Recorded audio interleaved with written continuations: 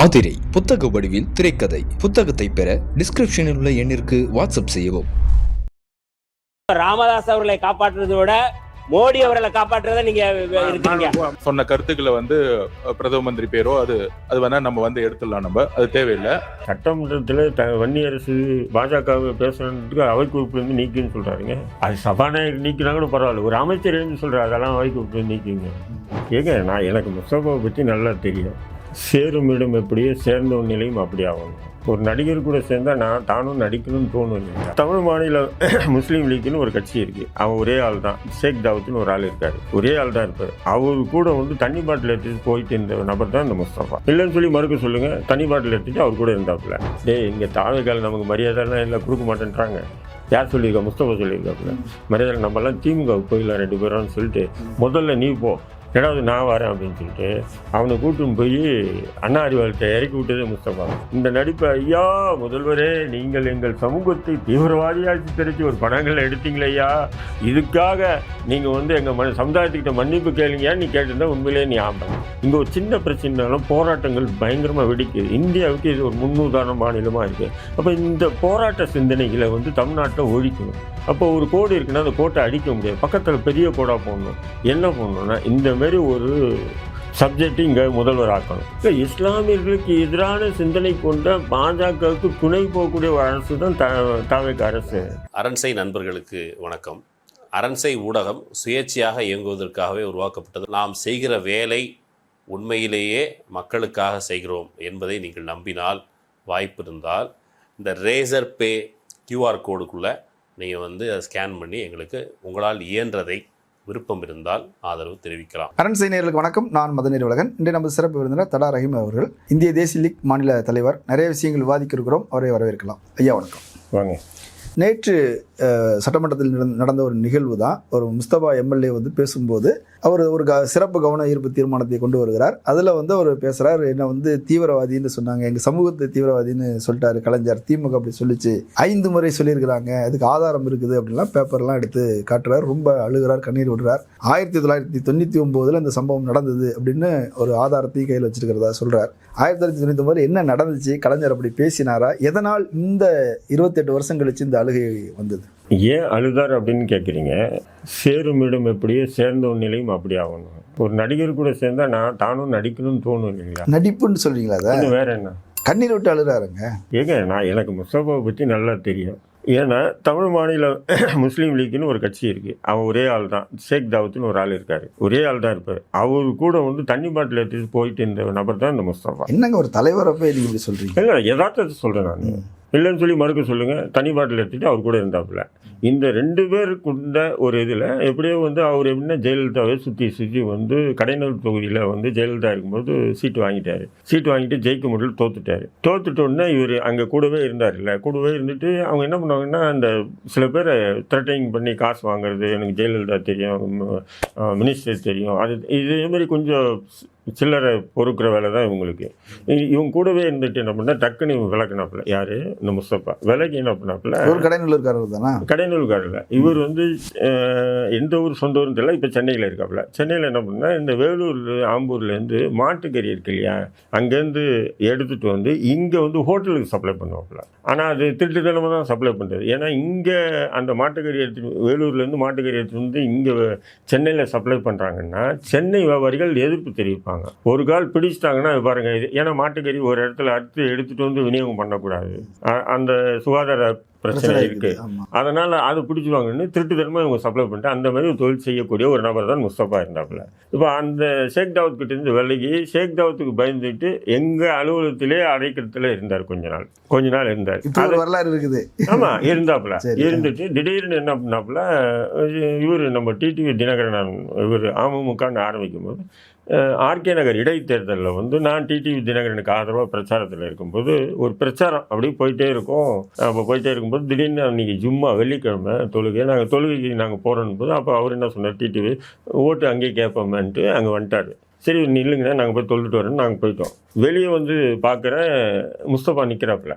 ஏன் தொழுகலையா முஸ்தபான்னு நான் கேட்குறேன். கேட்கும்போது இல்லை, அண்ணன் தனியாக நிற்கிறாருல்ல, விட்டு வர முடியும்.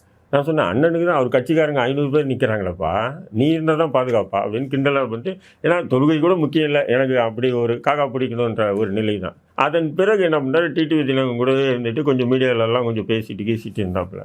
அதன் பிறகு திடீர்னு தாவேக்கான்னு ஒன்று ஆரம்பித்தோன்னே திடீர்னு 2 பேர் போகிறாங்க, 2 கட்சி. நீங்களாம் கூட பார்த்துருப்பீங்க, 2 கட்சி. ஒன்று இந்த முஸ்தபா தலைமையில் ஒரு கட்சியும், இன்னொன்று வந்து அவர் வந்து தமிழ்மன்னு ஒரு தம்பி, அவன் வேலூரில் இருக்காப்புல, அவன் ஒரு கட்சி வச்சுருக்கான்.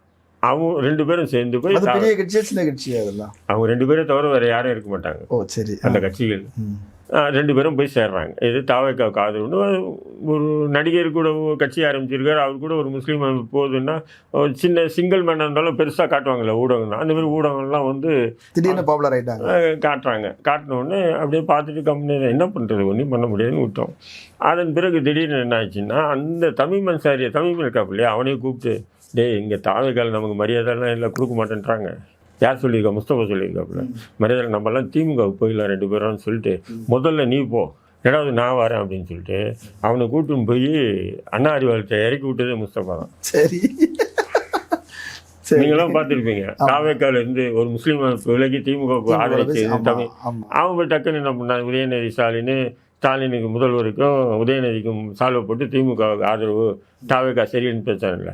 இதான் இந்த சப்ஜெக்ட் அப்படியே எடுத்து போய் நம்ம ஆதரவுக்கிட்டேயும் புஷி ஆனந்துக்கிட்டே சொல்லி பாருங்கள், முஸ்லீம் மதியிலெல்லாம் கொதிப்பாக இருக்காங்க, நீங்கள் எதுவும் நீ கவலைப்படாத, உனக்கு ஒரு சீட்டு கொடுக்குறேன். அப்படி தான் அந்த சீட்டே வந்தது. கூட இருக்கிறவனே குழி தோண்டிட்டு இந்த சீட்டு வாங்கினது அவர் தாவேக்கா. நீ வாங்கிட்டு அதெல்லாம் உன்னுடைய திறமைன்னு சொல்லலாம், அரசியல் சாணக்கியத்தனம் சொல்லலாம். கலைஞர் பாஷையில் சொன்னால் அரசியல் சாணக்கியத்தனம். சரி, இப்போ நீ வந்துட்ட, நீ சட்டமன்றத்தில் முஸ்லீம்களுக்கு உண்டான உரிமைகளை பற்றி பேசுனா நம்மளே கைத்தட்டி வரவேற்க போகிறோம். நீ கலைஞர் பேசினாருன்னு சொல்கிற, உன் தலைவன் என்ன பண்ணியிருக்கான், துப்பாக்கி, பீஸ்ட்டு, ஜனநாயகன், இப்போ வந்த கடைசியாக வந்த படத்தை கூட முஸ்லீமை தீவிரவாதியாக சித்தரிச்சிருக்கான். சட்டமன்றத்தில் பேசிய பேச்சு கூட அது சட்டமன்ற குறிப்பில் இருக்குமே தவிர, ஒரு கால் பேசியிருந்தா குறிப்பில் இருக்குமே தவிர அது மக்களுக்கு தெரியாது. ஆனால் உன்னுடைய தலைவன் நடித்த படத்தினால தமிழ்நாடு முழுக்க முஸ்லீம்களை தீவிரவாதி மாதிரி பார்க்க உருவாக்குனாங்களா இல்லையா? ஸ்லிப்பர் செல்லுன்ற ஒரு கான்செப்ட் அந்த துப்பாக்கின்ற படத்தில் ஸ்லிப்பர் செல்லு எப்படின்னு சொன்னீங்கன்னா, ஒரு சமூகம் இருக்குன்னு சொன்னால் போராடுறதுக்கு பணக்காரன் வரமாட்டான், ஏழை வரமாட்டான், நடுத்தர குடும்பம் தான். இந்த நடுத்தர குடும்பத்தை கான்செப்டாக வச்சு தான் அந்த ஸ்லிப்பர் செல்லுன்ற இதுவே படமே எடுத்தது. ஏன்னா துணிகளில் வேலை செய்வான், செருப்புகளில் வேலை செய்வான், திடீர்னு ஒரு உத்தரவு பாகிஸ்தான்லேருந்து வரும், இவங்க போய் குண்டு வைப்பாங்க. ஏற்கனவே இங்கே எனக்கு கல்வி, வேலை வாய்ப்பு எல்லா விஷயத்துலையும் முஸ்லீம்கள் பின்தங்கிய நிலையில் இருக்காங்க. அப்போது ஒரு சின்ன கடை வச்சுருக்காங்கன்னா, அப்போ திரைப்படத்தில் பார்த்தா, ஏன்னா திரைப்படமாக பார்த்துட்டு போகக்கூடிய மக்கள் தமிழ்நாட்டு மக்கள் இல்லை, இருக்கா இல்லைங்களா? அப்படி இருக்கும்போது இதுக்கு நம்ம கடுமையாக எதிர்க்கும். நீ என்ன பண்ணிருக்க சட்டமன்றத்தில், உண்மையிலே நீ ஒரு சமூகம் இவ்வளோ அப்படியே ஒரு நடித்து அழுத இல்லையா?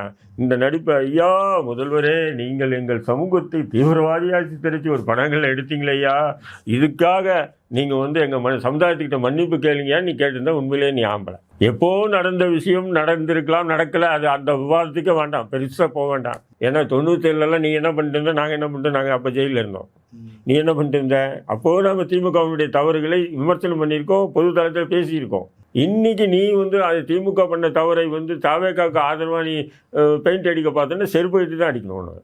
சரி, இப்போ நீங்கள் இப்படி சொல்கிறீங்க இல்லையா, ஆனால் அவருக்கு ஒரு காயம் இருக்குது. 1999 சட்டமன்றத்தில் இப்படி பேசியிருக்கிறாங்க, தீவிரவாதின்னு சொல்லியிருக்கிறாங்கங்கிற ஒரு டாக்குமெண்ட் எடுத்துகிட்டு பேசுகிறாருல, அது என்ன சம்பவம், எதனால் அப்படி நடந்தது? அதாவதுங்க 98, 99 ஒரு, அதாவது கோயம்புத்தூரில் உங்களுக்கு தெரியும் நவம்பர் கலவரம் நடக்குது. அந்த கலவரம் இல்லை, குண்டுவெடிப்பு இல்லை, குண்டுவெடிப்புக்கு முன்னாடி கலவரம் நடக்குது. அந்த கலவரத்தில் ஒரு 19 இஸ்லாமியர்கள் கொல்லப்படுறாங்க. அது திமுக ஆட்சி கொல்லப்படுறாங்க.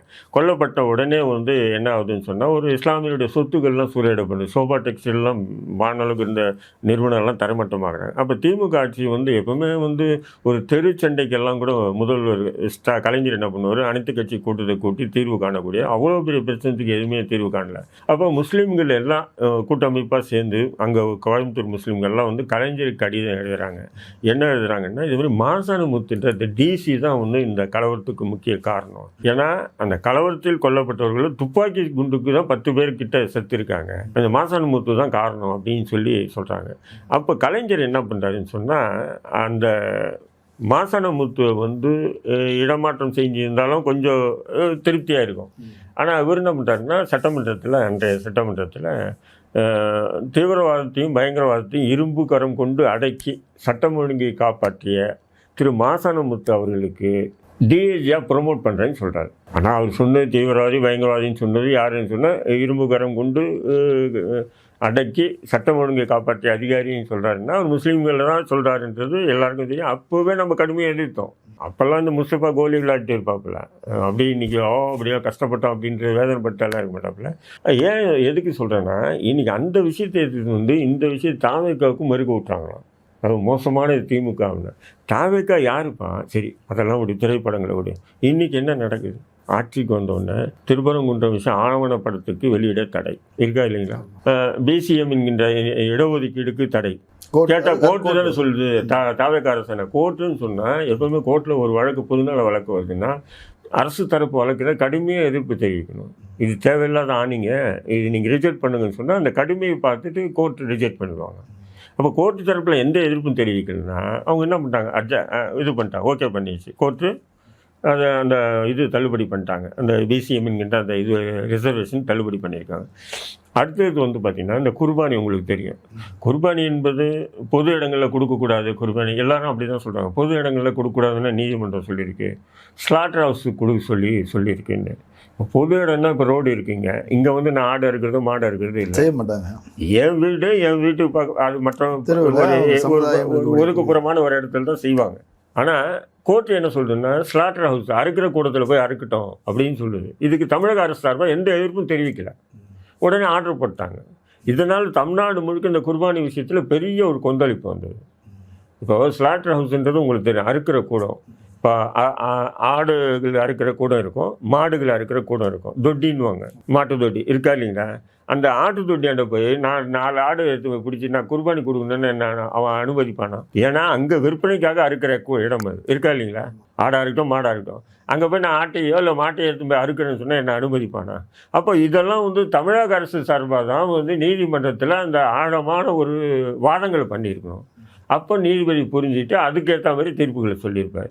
தமிழக அரசு சார்பாக எந்த எதிர்ப்பும் இல்லை. ஓகே. இப்போ இவ்வளோ தூரம் வந்து டிவிகே அரசு இஸ்லாமியர்களுக்கு எதிராக இருக்குதுன்னு நினைக்கிறீங்களா, அல்லது இஸ்லாமியர்களுக்கு எதிரான விஷயங்கள் கண்டும் காணாமல் இருக்குதுன்னு நினைக்கிறீங்களா? இல்லை, இஸ்லாமியர்களுக்கு எதிரான சிந்தனை கொண்ட பாஜகவுக்கு துணை போகக்கூடிய ஒரு அரசு தான் தாவேக்கா அரசு. மொத்தமாக அப்படி சொல்லிட முடியுமா? டிவிகேங்கிறது வந்து அவங்க பிஜேபி கொள்கை எதிரின்னு டிக்ளேர் பண்ணிட்டு வந்திருக்கிற கொள்கை எதிரி சொல்றது பெரிய விஷயம் இல்லைங்க. சொல்லலாங்க, கொள்கை எதிரின்னு சொல்லிட்டு நீ இப்படி பண்ணுன்னா இப்போ பாஜக என்ன பண்ணுதோ அதை தானே தாவேக்கா அரசு தமிழ்நாட்டில் பண்ணிட்டு இருக்கு. வேற என்ன பண்ணுது சொல்லுங்க? இல்லை, அப்படி ஒரு எதிர்நிலையில் வச்சு பார்க்க முடியும். எங்க கான்செப்டே அதுதாங்க. ஏன்னா இங்கே தமிழ்நாட்டில் வந்து பாஜக வந்து கால் ஊன்றணுங்க. இவங்களால ஒன்றுமே முடியல. அது ஒன்று அதிமுக தோளில் சவாரி செஞ்சாலும் சரி, திமுக தோளில் சவாரி செஞ்சாலும் நம்மளால இங்கே வந்து ஒரு மற்ற மாநிலங்கள் மாதிரி இங்கே அசால்ட்டாக வந்து பிடிக்க முடியாத சூழல் இருக்குது. அப்போ இதுக்கு என்ன பண்ணணும்? அப்போ இங்கே கொள்கை ரீதியான அரசியல் இருக்குது. சரியோ தவறோ, அது அதிமுக இது பல கட்சிகள் கொள்கை ரீதியாக இருக்குது. இங்கே ஒரு சின்ன பிரச்சனைனாலும் போராட்டங்கள் பயங்கரமாக வெடிக்குது. இந்தியாவுக்கு இது ஒரு முன்னுதாரண மாநிலமாக இருக்குது. அப்போ இந்த போராட்ட சிந்தனைகளை வந்து தமிழ்நாட்டில் ஒழிக்கணும். அப்போ ஒரு கோடு இருக்குன்னா அந்த கோட்டை அடிக்க முடியாது, பக்கத்தில் பெரிய கோடாக போடணும். என்ன பண்ணணும்னா இந்த மாதிரி ஒரு சப்ஜெக்ட் இங்கே முதல்வர் ஆக்கணும். அது பிஜேபியோட பிளான்ன்றீங்களா? வேறு என்ன, பிஜேபி ப்ளஸ்ஸு வந்து பார்த்தீங்கன்னா கார்ப்பரேட் கம்பெனிகளுடைய பிளான். அதனால தான் இவர் முதல்வர் ஆக்கியிருக்காங்க. இப்போ இங்கே நீங்கள் எடுத்துங்க, தாவேக்கா நினச்சிருந்தா விடுதலை சிறுத்தையோ முஸ்லீம் லீக்கையோ இல்லை மற்ற யாருமே கூப்பிட வேண்டியதில்லை. திமுக கூட்டணிருந்து ஆளை கூப்பிட வேண்டியதே இல்லை. இவங்க பாட்டுக்கு என்ன பண்ணிக்கலாம், அதிமுக எம்எல்ஏக்கள் வந்தாங்கல்ல, பாமகவை கூப்பிட்டு வச்சுக்கிட்டு இவங்க வந்து ஆட்சி அமைச்சிருக்கலாம். இல்லை, அதிமுக வரேன்னு தான் சொன்னாங்க. முதல்ல சொன்னாங்க, அது கொண்டு வந்திருக்கலாம். ஆனால் இவங்க ஏன்னா திமுகவை அந்த கூட்டணி இருக்கு, அது கரெக்டு. இது யார் சொல்றதுன்னா பிஜேபி சொல்றது. அதுக்காக இருக்கிறத பலவீனப்படுத்தணும். ஆமா, திமுக வந்து இப்போ ஒரு கூட்டணி, கொள்கை கூட்டணின்றாங்க, எல்லா கூட்டணியும். அப்போ விடுதலை சிறுத்தைக்கு சீட்டு கொடு, அமைச்சர் பதவி கொடுக்கும், அப்புறம் இவங்களுக்கு கொடு, அவங்களுக்கு கொடு. அப்போ எல்லாமே இது வந்து காங்கிரஸுக்கு கூட பார்த்தீங்கன்னா ஒரு குழப்பமான சூழ்நிலை தான் தாவேக்காவை ஆதரிச்சிருக்கான். ஏன்னா முதல் ஆளாக போனாங்க. இல்லை, முதல் ஆளாக போனாங்க. என்னன்னு சொன்னீங்கன்னா பாருங்க, நீங்கள் அதிமுக திமுக கிட்ட பேசி நீங்கள் 2 பேரும் கூட்டணி அமைச்சு ஆட்சி பிடிங்கன்னு சொன்னதும் பாஜக தான். அதுக்கப்புறம் அதிமுக எம்எல்ஏ வந்து தாவேக்கா பக்கம் போக சொன்னதும் பாஜக தான். எப்படி அரசியல் பாருங்கள், ஒரு உழப்பல் பாஜக. அதுக்கு விலை போனது தான் தாவேக்கா. நல்லா புரியுங்க, 100% அப்படி தான் இருக்குது. இன்றைக்கி வந்து பாருங்கள், எக்காரணம் கொண்டு ஏங்க சட்டமன்றத்தில் வன்னியரசு பாஜகவை பேசுறதுக்கு அவை குறிப்பிலிருந்து நீக்குன்னு சொல்கிறாருங்க. சரி, அது சபாநாயகர் நீக்கினா கூட பரவாயில்ல, ஒரு அமைச்சர் எழுந்து சொல்கிறார் அதெல்லாம் அவை குறிப்பிலிருந்து நீக்குங்க. ஐயோ, யார் கமாண்டிங் ஐயோ பிஜேபி பத்தி பேசிட்டாரா? பேசிட்டேன் பாருங்கன்றாங்க. சரி, பாட்டு பாடுறாங்க. ஒவ்வொருத்தரும் பாடுறதுங்கிறது இங்க இருக்கத்தானே செய்யும். அதே ஒவ்வொருத்தரும் பாட்டு பாடிட்டு எம்ஜிஆர் பாட்டு பாடுறதெல்லாம் அது பாடுறது கண்டமேனிக்கு பேசுறாங்க, லாட்டி சீட்டுன்னு பேசுறாங்க, ஒருத்தவங்க இதுன்னு பேசுறாங்க. பாருங்க சட்டமன்றம் மாதிரியே நடக்குது. இதெல்லாம் அவை குறிப்பில் இடம்பெறும் போது ஒரு தேசிய கட்சியில வந்து ஒரு மாநிலத்தில் வந்து எதிர்ப்பு தெரிவிக்கிறது என்ன மரபுக்கு எதிரானது? சரி, அது அவைக்கு எதிர்ப்புலேருந்து ரைட்டு. ஓகே, அவங்க வந்து ஒரு பிஜேபி கிட்ட நீங்கள் வந்து ஒன்று சொல்கிறீங்க, பிஜேபியோட அஜெண்டாவில் செய்கிறாங்கன்னு நீங்கள் சொல்கிறீங்க. நான் வந்து பிஜேபியோட முரண்பாடு வேண்டாம் அப்படின்றதுக்காக அவங்க கொஞ்சம் ஒதுங்கி போகிறாங்க, விலகி போகிறாங்கன்னு கூட நான் எடுத்துக்கிறேன். இன்னொன்று இருக்குது, எனக்கு கலைஞரை பற்றி ஒரு விமர்சனம் வருது. கலைஞர் வந்து இஸ்லாமியர்களை வந்து அப்படி தவறாக சொல்லிட்டாரு அப்படின்றதான் விமர்சனம் வருது. இதற்கு இஸ்லாமிய அமைப்புகளில் இருந்து தான் எம்எல்ஏக்கள் வந்து பதில் சொல்கிறாங்க, திமுகவிலிருந்து உரிய முறையில் பதில் சொல்லலை, இப்படியான விமர்சனங்களும் வருது. அது திமுக இந்த விஷயத்தை எப்படி கையாள? அங்கே நேற்று வந்து பார்த்தீங்கன்னா திமுக கட்சியில் நின்று உதயசூரியன் சின்னத்தில் நின்று வெற்றி பெற்ற பேரரசு அவர்களாகட்டும், தமிழ் மன்சேரியாக இருக்கட்டும், தாவேகா சார்பாக இப்படி பேசுகிறாரு இல்லையா, முஸ்லீம்களை தீவிரவாதின்னு சொல்லி 99 சொன்னார் கருணாநிதின்ட்டு. இப்போ அது சொன்னது உட்காரு, இவங்க பதில் சொல்லியிருக்கணும். யார் தமிழ் மன்சாரியோ இல்லை இவர் ஜவாஹர்லாவோ என்ன சொல்லியிருந்தேன்? இப்போ எல்லாம் கரெக்டு. உங்கள் தலைவன் முதல்வர் எத்தனை படங்களில் தீவிரவாதிகள் மாதிரி முஸ்லீம்களை சித்தரிச்சிருக்காரு, இதை பதில் சொல்லுன்னு சொன்னால் அவன் புண்டகான துணிகான ஓடி போயிருப்பானா இல்லையா? அதான் ஏன் பேசலை, ஏன் சொல்லி பேசலைன்னா ஒரே ஒரு விஷயந்தான். அடுத்தது இங்கே எதனா பிரச்சனைனா அங்கே போய் ஒட்டிக்கிட்டு எதனா சீட்டு வாங்கலாம்ன்ற ஒரு எண்ணம் நப்பாசையாக இருக்கலாம். உன் தலைவர் நடித்த படங்களில் முஸ்லீம்களை தீவிரவாதி மாதிரி ஆக்கி ஒட்டுமொத்த சமூகத்தை பொதுதளத்தை பயங்கரவாதி மாதிரி காட்டினது யாரா அப்படின்னு ஒரு கேள்வி ஒரு ஆண்மையோடு கேட்டிருந்தானா பிரச்சனையே இல்லைங்க. அந்த கேட்காம அது கலைஞர் அப்படி செஞ்சார், கலைஞர் இப்படி செஞ்சாருன்னு அரசியல் பேசுறீங்கன்னா என்ன அர்த்தம்? அதை கண்டிச்சு இருந்திருக்கணும்ன்றீங்க. கண்டிக்கிறதுல டேய் உட்காரு, நீ எங்கே இருந்துட்டு என்ன பேசுகிற நீங்கள்? சரி, முஸ்தபா அப்படி பேசுவதற்கு ஏதோ ஒரு நோக்கம் இருக்கும் என்பது போல ஒரு நோக்கம் ஒன்றுமே இல்லைங்க. அவங்க என்னன்னா திமுக கிட்ட இருக்கிற அந்த முஸ்லீம் வாக்குகளை வந்து பிரிக்கணும். அதுக்கு வந்து இவங்களெல்லாம் விலை பேசி இறக்குறாங்க, வேற ஒன்றும் இல்லை. இப்படி தான் நீங்கள் பார்த்து ஒரு ப்ரொபகண்டான்றீங்க. அவ்வளோ வேற என்ன? முஸ்தபா இவ்வளோ பேசுறியா நீ?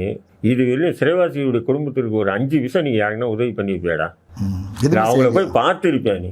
எதுவுமே செய்யலையா? சிறைவாசிகள் விடுதலை இல்லை, நானே சொல்கிறேன், அவனை போய் பார்த்துருப்பியா நீ? அவங்க யாருன்னாச்சும் உனக்கு தெரிஞ்சிருக்குமா?